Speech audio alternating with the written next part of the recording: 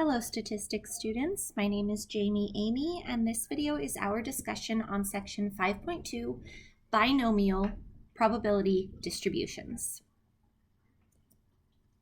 All right, let's start with our first condition. If, number 1, a procedure has a fixed number of trials, 2, those trials are all independent of each other, and 3, the probability of success remains the same in each trial, and last one, each trial has outcomes that can be classified into 2 categories, commonly referred to as success and failure. If all 5 of those requirements are met, then the data takes on what we call a binomial probability distribution. To help you remember it, the binomial part, bi, is, think about it as the 2 different categories. So we can take all of our outcomes and say these ones are all successes and these ones are all failures. So only 2 outcomes, we would call that binomial, and we're talking about probabilities and then the distribution. To find the probability of exactly X many successes among N many trials, we can use this formula here, or we can use a program on our technology called the Binomial PDF program. Okay, you are welcome to use this one if you want to, but like I said, I encourage you to start embracing the technology. Using this one is just fine, but it takes a lot of our time worrying about if we made small mistakes. This technology frees up that time to spend interpreting our results. And lowercase p, either one you're using, lowercase p is your probability of success in 1 trial. That's important, just 1. And lowercase q is the complement. So p and q are complements, okay? Like p's and q's. P and q are complements. They have to add to 1. Q is 1 minus p if you want to think about it like that. Lowercase n is our number of trials. Lowercase x is exactly how many successes we're interested in. So 4 variables to worry about there. N, x, p, and the complement q. Now notice that if you're doing the formula, they're all dependent on n, p, q, and x. But the program only needs you to input n, p, and x. It's still dependent on q, but it calculates it for you because it knows q is defined as the complement of p.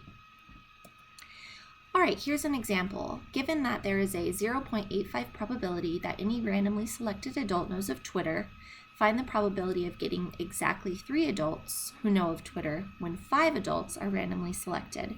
Round to the nearest thousandth. Okay. Well, we need to check if our procedure is resulting in a binomial distribution.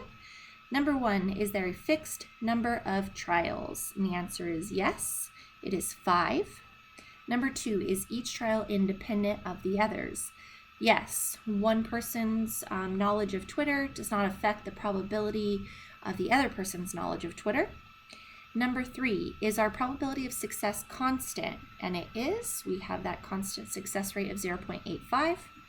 And the last one, can we classify our outcomes into 2 categories? And we can say these people know what Twitter is and these people don't know what Twitter is. Okay, if you have people that are kind of in the middle, you have to determine which category they go into. But nonetheless, to have a true binomial distribution, everything has to be, every result has to be classified as a success or a failure. Okay, in this problem, we have n equals 5, comes from right here. We are interested in the probability of exactly 3 of those 5 knowing what Twitter is. Our probability of success is 0.85. Its complement is 0.15, which you're only going to use that if you're doing the formula by hand. Okay, so pick up your technology. If it's like me, you can pick it up, it's calculator. And we're going to hit the key second. Go ahead and hit that. Now we want to hit, it's the vars key, but we're trying to initiate the DISTR, as in distributions. It's by the circle of arrows if you're on a TI. And then if you scroll down, mine's on the second page, so I have to scroll pretty far. We're going to scroll to binomial PDF. And in this class, we're just going to be using binomial PDF. Binomial CDF is similar, and some instructors or some learning experiences learn both of the programs. I've made the decision to just use the one program, binomial PDF, and I'll teach you how to use that program to get you through all the types of questions. So open the program binomial PDF. Now my calculator is really nice in that it prompts me. It says, okay, what's the number of trials? So I tell it 5. It asks me what's the probability of success. So I say 0.85. And then it asks me, okay, what is your X? What is that exact value you're looking for? If your calculator does not prompt you all that stuff, then you're going to want to make sure to have your screen loaded like this. Binomial PDF. It'll open the parentheses for you. You'll type the 5, then you'll give it a comma, and remember the comma is above the 7. Then you'll type your probability of success, then the comma, which is above the 7, then your 3. And you have to make sure to type them in that order. So that is N, comma P, comma X. Okay, if you hit enter to run that program, accurate to 3 decimal places, we get 0.138. So that means that if we randomly select 5 adults, exactly the probability that exactly 3 of those adults know what Twitter is 0.138. Another way to wrap your mind around it, if you want to, is as a percentage. It's 13.8%. So 13.8% of the time, you randomly select 5 adults and exactly 3 of them know what Twitter is, okay? Not more than 3, not 3, 4, or 5, not less than 3. That is the probability for exactly 3.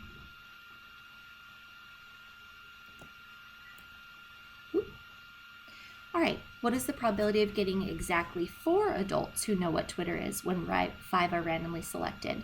So we're going to do everything the same, except we're going to replace the 3 with the 4. Okay, to do so, you'll run your binomial PDF program. NPX is 5.854. And notice that our probability of randomly selecting 5 adults and exactly 4 of them knowing what Twitter is, it's larger than it was for exactly 3. And that makes sense because 0.85 is our probability of randomly selecting 1 adult that knows what Twitter is. So to get exactly 4 is more likely than exactly 3. Because if it's exactly 3, that means 2 of them don't know what Twitter is. 2 out of 5 is a lot. What is the probability of exactly 5 out of 5? So pause this video, run your binomial PDF, 5.855. Welcome back. If you ran that correctly, you get 0.444. All right, so these are all ways to run your program when you're given an exact value of X. What we're going to do now is switch it. We're not going to say exact anymore. We're going to say at least 3 out of 5. So you know what this means. Don't let it confuse you just because it's in statistics class and you're maybe in a stressful learning environment. You know what at least 3 out of 5 means. You can think of grandma in the pies if you need to. If grandma said take at least 3 of these 5 pies, she's saying take 3 or take 4 or take all 5. Okay, we know OR is addition, so we're going to do the probability of 3 plus the probability of 4 plus the probability of 5.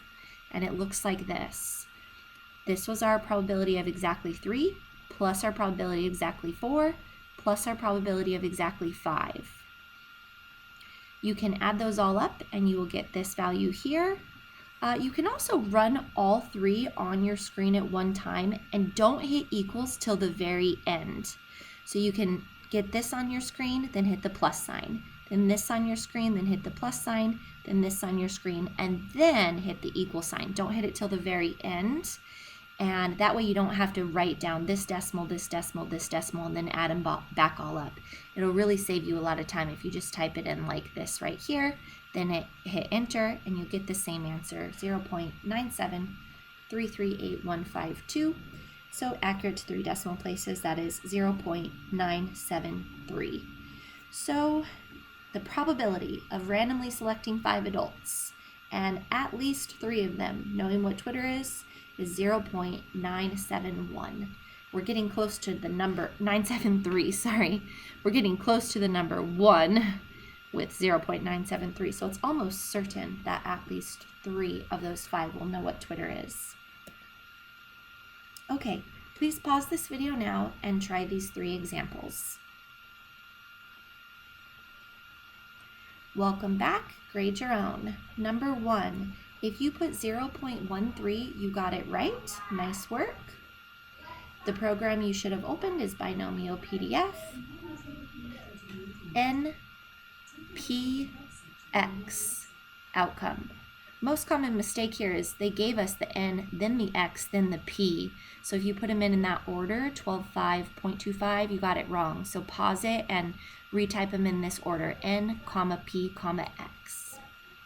Number 2, if you put 0.109, you got it right. Nice job.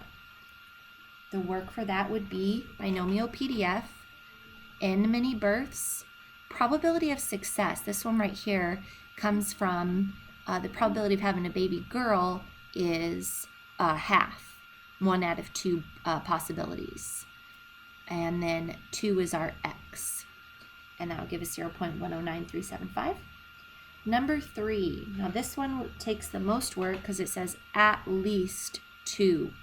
So at least 2 would be 2, 3, 4, 5, 6, 7, or 8. So you'd have to set up your binomial PDF. If you did it correctly, you got 0.965. Let me show you the setup for that would look like this. That's at least 2. So 2, 3, 4, 5, 6, 7, 8.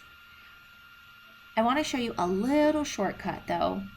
At least 2 is 2 through 8. The only other possibilities are 0 girls and 1 girl. So the probability of getting no girls or getting 1 girl would be the complement of at least 2 girls. Let me explain. To save yourself some time, if you picked up on that, you would do 1 minus and your binomial PDF. You would do that for 8 births, 50% chance of success, getting 1 girl, close it, plus sign, binomial PDF, 8 births, probability is 0.5, 0 girls, and hit enter. And if you try that, you'll end up getting the same answer. So it's just a little shortcut if you picked up on it. If not, that's okay. And you can go through this here and assure that you get the right answer. Okay, binomial distribution formulas. We know that lowercase n is our number of fixed trials. We know that lowercase p is our probability of success in 1 trial. And we know that lowercase q is our probability of failure in 1 trial. It's the complement of success. Okay, if we are asked to calculate the mean of a binomial distribution, there's, at least on the TI, there's no program to do that. So you can calculate it by hand. It's rather simple. Just do your number of trials multiplied by your probability of success. If you're asked to calculate the variance, you do your number of trials multiplied by your probability of success multiplied by your probability of failure. And if you're asked to calculate the standard deviation, you do the square root of n times p times q. So you're going to need to know these 3 formulas, okay? If you find a piece of technology that can do them for you, that's great. If not, make sure you know these. And if any question says for this binomial distribution, find the mean, variance, or standard deviation, you can apply these 3. Values are unusual if they lie outside of these 2 limits. they're the same as before, so this is really nice. This whole class is always the mean plus or minus 2 standard deviations. Anything further than that would be considered unusual. All right, so let's try an example. McDonald's has a 95% recognition rate. Find the mean and standard deviation for how many people recognize McDonald's if a group of 12 people are randomly selected. Okay, so we have our probability of success comes from the 95% as a decimal at 0.95. And we have our lowercase n right here. This is a binomial distribution because they either know what McDonald's is or they don't, based on some type of recognition test. We have a fixed number of trials that are all independent of each other, and we have a constant probability of success, which is right here. So to find the mean, we're going to use the formula n times p. So that would be 12 times 0.95, and that would give us 11.4. All right, we're going to find the standard deviation next. The formula for that is square root n times p times q. So that'll be square root of 12 times p, which is 0.95, times q, which is 0.05. These are complements, so they have to add to 1. And if you type that in correctly, you get 0.754, 983443527, and so on. I'm going to erase all that work there. Scratch work. Okay, we are now, so we found the mean, we found the standard deviation, and now we're asked to find the minimum and maximum, or maximum and minimum, usual number of people who would recognize McDonald's. Round your answer to the nearest tenth. Okay, so this is where we're going to do mu plus or minus 2 standard deviations. All right, the maximum, if we do plus, we get 12.9, and the minimum when we do minus is 9.9.